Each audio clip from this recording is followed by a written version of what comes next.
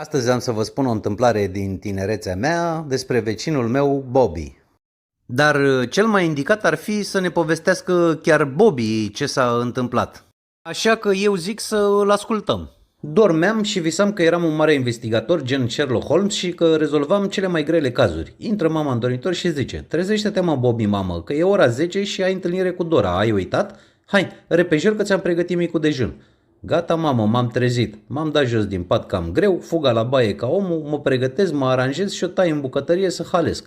Bă, pregătise mama masă, nu glumă. Termin, iau cafeaua și când să plec mama zice: mă, vezi cum te porți cu fata aia că jar mănânci. M-am săturat, ai 25 de ani și nu ai o prietenă. Ai înțeles? Da, mamă, și dau fuga la laptop pe Facebook să văd ce a mai postat iubi. Pe iubi am cunoscut-o pe Facebook cu 3 luni în urmă și ne înțelegeam perfect. Am încercat să o sărut și să trecem la nivelul următor, dar ea îmi zicea că nu e o fată din alea și că doar după nuntă, că ea e fată cu minte și în timp ce rememoram momentele plăcute, mă sună. Bună, iubi, sper că nu ai uitat că azi te așteptăm la masă. Nu, iubi, cum să uit? Sper că nu întârzi ca de obicei. A, nu, deja mă pregătesc să vin spre tine. Așa că m-am dus la baie, mi-am făcut un duș, m-am aranjat și dau fuga în curte unde tata își făcea de lucru la șopron. Mă duc la el și îi zic: tată, te rog frumos, dă-mi și mie scuterul că mă duc la Dora, iar satul e la 10 km distanță și nu vreau să ajung transpirat și prăfuit. Și bang, fața de milog, te rog. Bine mă, ți-l dau, dar fii atent că afară stă să plouă. Uite aici, vaselină, dacă plouă, îl ungi, că nu vreau să ruginească, ai înțeles? Da, tată. Iau vaselina și dau să plec. Tata zice: auzi, iau și pe măta mare și două la biserică că e duminică, că eu oricum nu aveam chef. Și fuga să iau baba. Asta citea ziarul.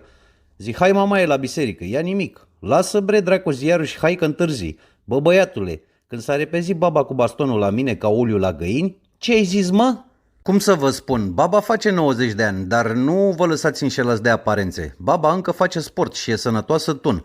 Zic: stai bre, că ai înțeles greșit, eu iubesc religia, știi că sunt credincios. Hai să mergem că te așteaptă popa Părăluț. Ne-am urcat pe scuter și am pornit spre biserică. Popa o aștepta pe bunica mea și îmi zice: auzi mă, Bobby, tu când vii la slujbă, necredinciosule? Părinte, promit că vin săptămâna viitoare, acum mă grăbesc. Bă, dacă tot ești aici, du-te și aprinde și tu o lumânare pentru tactumare, că se răsucește în mormânt de când nu ai mai trecut pe acolo. Ce era să fac? M-am dus, i-am aprins o lumânare, am zis o rugăciune și am plecat. Pe alee unul jelea de mama focului. De ce ai murit? Viața mea era perfectă până ai murit. Mă trezeam dimineața cu zâmbetul pe față așteptând o nouă zi. Eram atât de fericit și apoi totul s-a întunecat în viața mea. Viața mea e un iad fără tine. Câteodată îmi doresc să fi murit eu. De ce ai murit?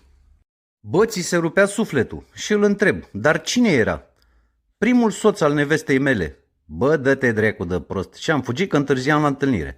Plec, bă, nu fac 200 de metri și hop, polițistul. Stai, mă opresc, îl salut și îmi zice: de ce nu ai mă cască? Amendă. Stai, șeful, că am. Nimic, amendă. Șeful, te rog, n-am bani decât de flori pentru soacra mea și gagică că merg în vizită. Nu mă interesează, bă. Amendă. Faci tu rost de flori de pe câmp, treaba ta. Îmi ia banii și în 2 secunde era deja în mașină și plecat.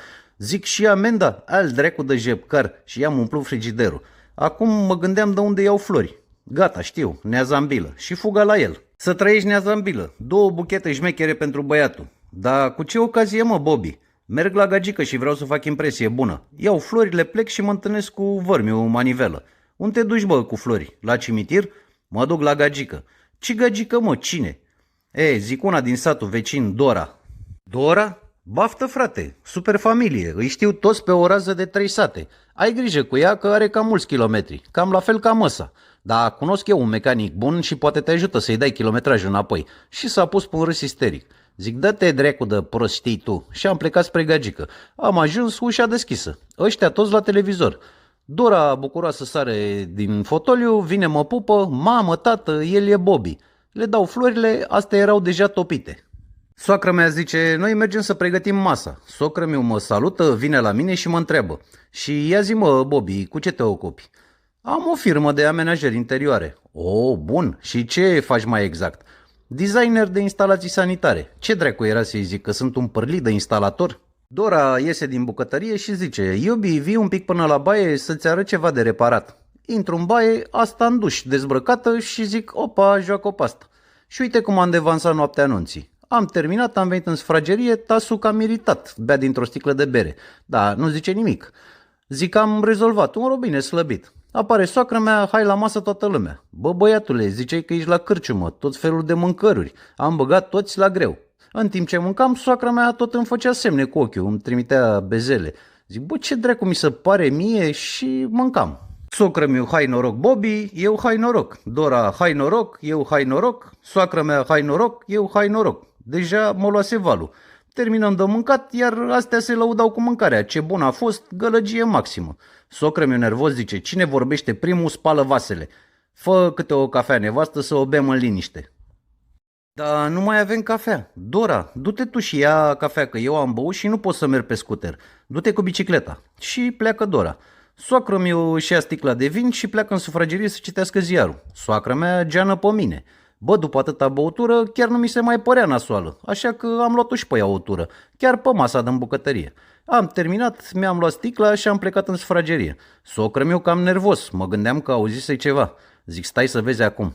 Noroc apare Dora cu cafeaua și în timp ce o beam, mare bubuitură, fulgere, trăznete, ne-am cam speriat toți. Soacră mea deschide ușa și zice, mare ploaie ce o să vină. Am sărit ca ars, zic, scuterul. Am luat cutia de vaselină, moment în care socră meu și mai speria când a văzut vaselina, urlă. Ho, bă, nebunul dracu, gata, spăl eu vasele. Bă, ești prost? Mă gândeam la ce zicea Manivelă și ce dreptate avea. Acum nu știam cum să plec. Scot telefonul, îl dau pe sunerie, zic, alo, da, cum? Bunica? Acum vin. Zic, trebuie să plec, bunica a făcut infart, e la spital, vorbim. Și am fugit cât m-au ținut picioarele, adică scuterul. Apropo, baba e bine, un pic cherchelită. A doua zi mă sună Dora. Iubi, te-am sunat să spun că azi am fost la baie și am 2 liniuțe. Da, și eu am fost și da, știu, pe wc semnalul e foarte slab. Nu, iubi, ai înțeles greșit, las că vin eu la tine și îți zic. Bă, nu închid bine telefonul, mă întorc, mama și baba lângă mine. Ia zi mă, ce test? Despre ce e vorba? Nu știu bre, ceva de semnal slab, 2 liniuțe.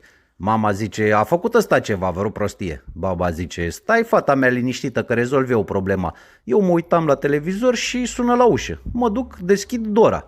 Bună iubi, mamă, bunico, ea este Dora. A cui ești mai exact? Dora lui Pițigoi, tanti. Hai să vorbim ceva afară. Baba scoate telefonul și îl sună pe preotul Părăluț. Alo, vreau urgent detalii despre Dora lui Pițigoi din satul vecin. Da, știi că nu se poate. Nu pot. Mă, Părăluț, dacă vin la tine, te deznod în bătaie. Ai înțeles? Urgent. Gata, dau niște telefoane și revin. Afară, Dora îmi zice, iubi, o să fii tată. Cum? Ce? Tată? Bă, înnebunisem de bucurie. Mă gândeam deja la copil. Ce fericiți vom fi împreună. Hai înăuntru să le spunem. Baba tocmai închidea telefonul. Mama stupefiată, eu bucuros. Mamă, bunico, o să fiu tătic. Tu și încă vreo 40, bă, fătălăule. Cum? Ce? Ce vrei să spui? Da, mă, prostule, Ion, Vasile, Bebe, Gheorghe, Marin, Vărtu, Manivelă. Să continui? Dora, e adevărat? A, dreacu, babă băgăcioasă, și-a rupt-o la fugă. Dora, stai, ce faci? Fuge, prostule. Bă, plângeam de nervi. Lasă-mă că am eu leac, îți trece, fătălăule. Hai să bem ceva. Și dă-i cu șpriț să o-i dă necaz. Te iubesc, bunico. Și eu, mă, prostule. Apreciați-vă bătrânii, ei știu mai bine.